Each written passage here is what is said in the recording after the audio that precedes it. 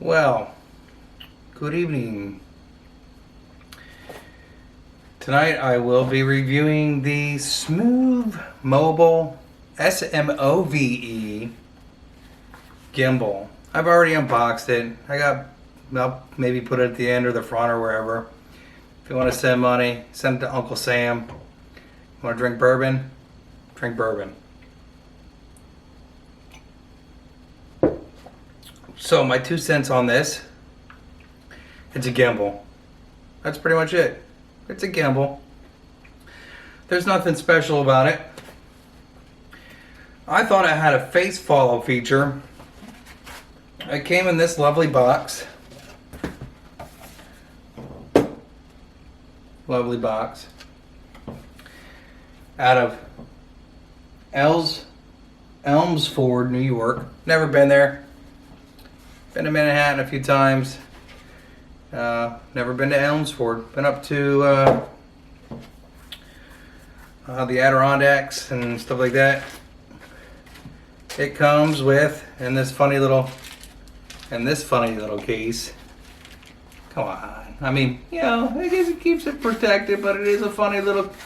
It's a funny case. Inside the case, inside this foam case, there were some cables of a sort. There was a lanyard of a sort, and there was this tripod with a what appears to be a 1/4-inch screw, threaded screw that goes in the bottom of a might actually be a 3/8.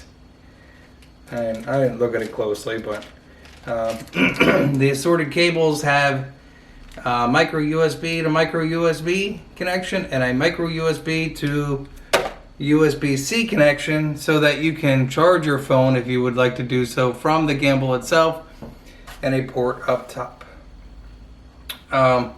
What I did notice was this thing does want to fight against you. The features and the app could probably use a little bit of updating. I bought this gimbal because I have an iCan gimbal that I use with the M50, which I'm recording myself with right now. Nothing like talking to yourself on a Saturday evening and yelling at the dogs when they bark at everybody outside.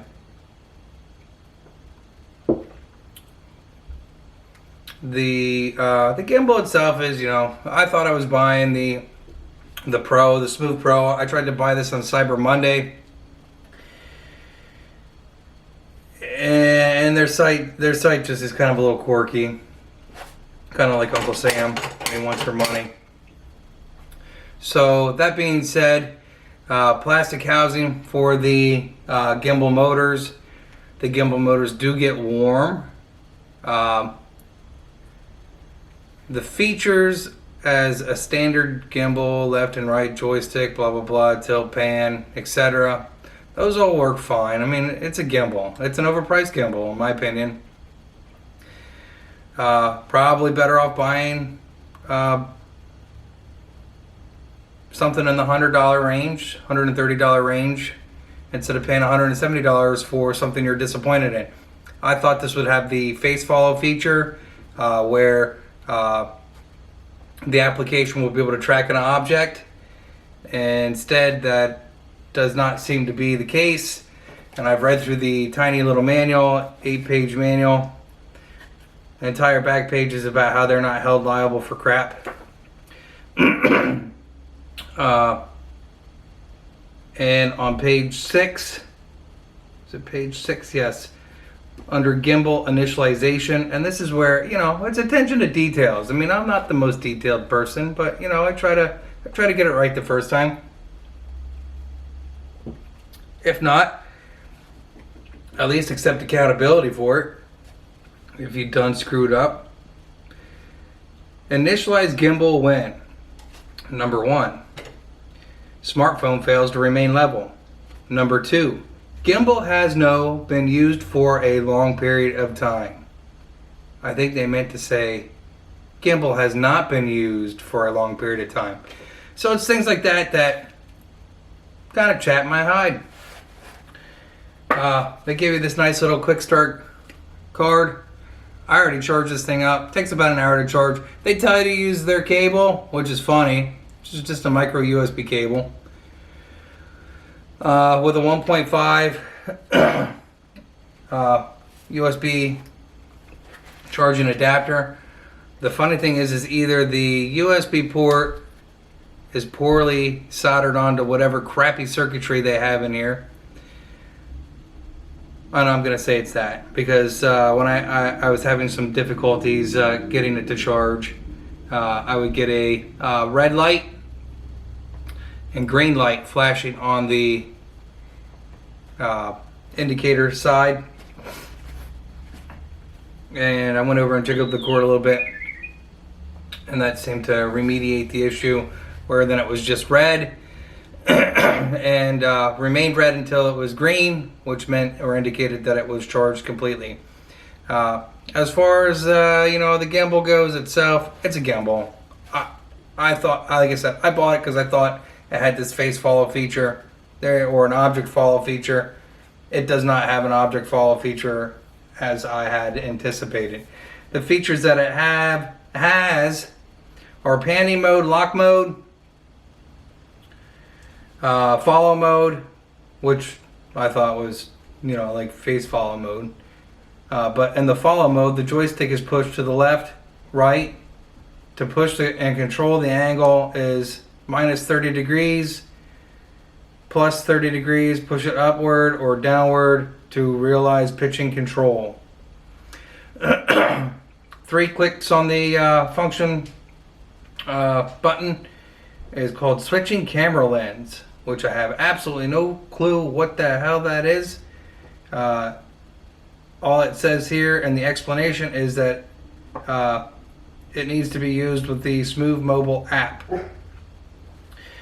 4 clicks is motion control mode. Both the panning and tilting directions can be rotated. And 5 clicks is after initialization. Excuse me. After initialization succeeds or fails, you can click the function button to wake up the gimbal. So I already emailed Smove because I really thought that it had this like follow feature, and in my opinion, it's a glorified selfie stick. That I paid $170 for, which in my opinion was too much. Alexis is now listening as well. What I will say is that again, I would probably just spend $100 or whatever it is, or $89 on a generic plastic gimbal from anybody else but Smove. I guess if Smove can give me a smooth explanation of why they don't have a face follow feature, as they had pointed out in their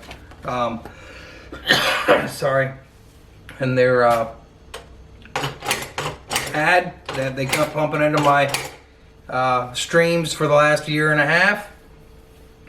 Maybe I'll change this, but in the meantime, let's just walk out on the funny looking case and say that definitely is probably something that they could change as well.